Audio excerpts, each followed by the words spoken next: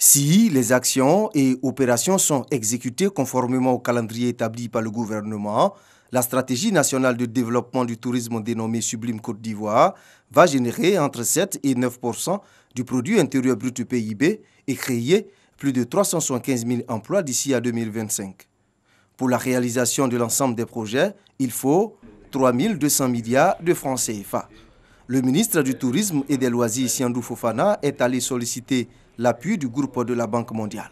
Il était indéniable qu'une structure comme le groupe Banque mondiale puisse nous aider pour le secteur public, aussi bien que pour le secteur privé, chose qu'il a parfaitement compris et nous a apporté beaucoup de points d'éclairage tout au long de ce débat.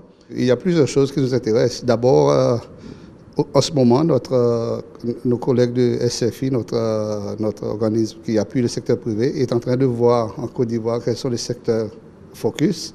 Et ils ont regardé le secteur tourisme comme un des secteurs potentiels. Et au-delà de ça, nous-mêmes, on a un projet secteur privé qu'on est en train de monter avec le ministère de l'Industrie.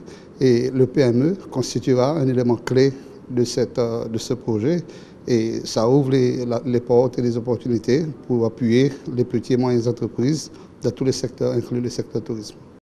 En avril dernier, le ministre du Tourisme et des Loisirs a échangé avec les responsables de la Banque africaine de développement BAD et des opérateurs économiques.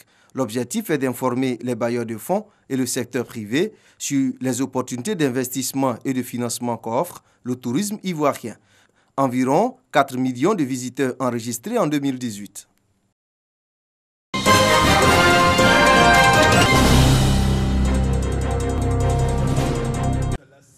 Les acteurs de la filière EVEA ont désigné ce jeudi celui qui présidera aux destinées de la Fédération des organisations professionnelles agricoles de producteurs d'EVEA pour les 3 années à venir.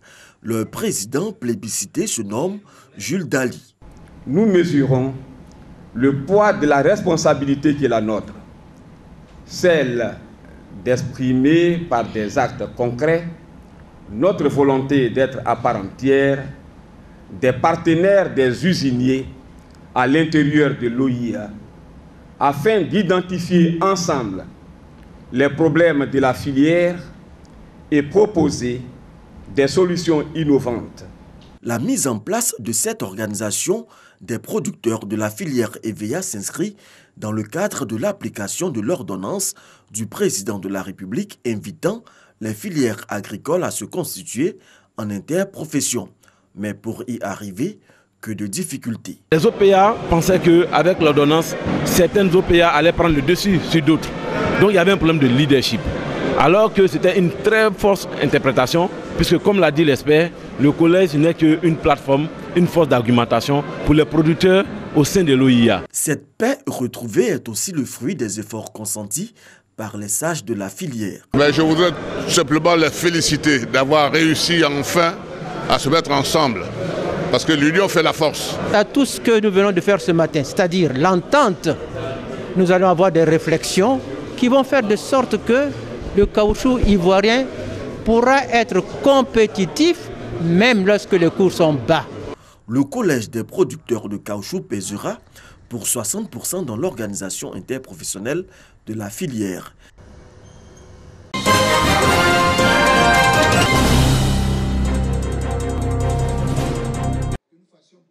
10 tonnes de sucre, 300 nattes et objets de piété remis à la communauté musulmane des 124 mosquées de la commune d'Atekoubé, le tout d'une valeur de plus de 15 millions de francs CFA. Nous sommes très contents parce que certains centres de solidarité, d'entraide, d'assistance. Et nous voulons que ce soit un exemple pour toutes les autres communautés. Nous prions Allah subhanahu wa ta'ala de lui donner longue vie et bonne santé pour continuer cette œuvre grandiose qu'il fait chaque année dans la commune.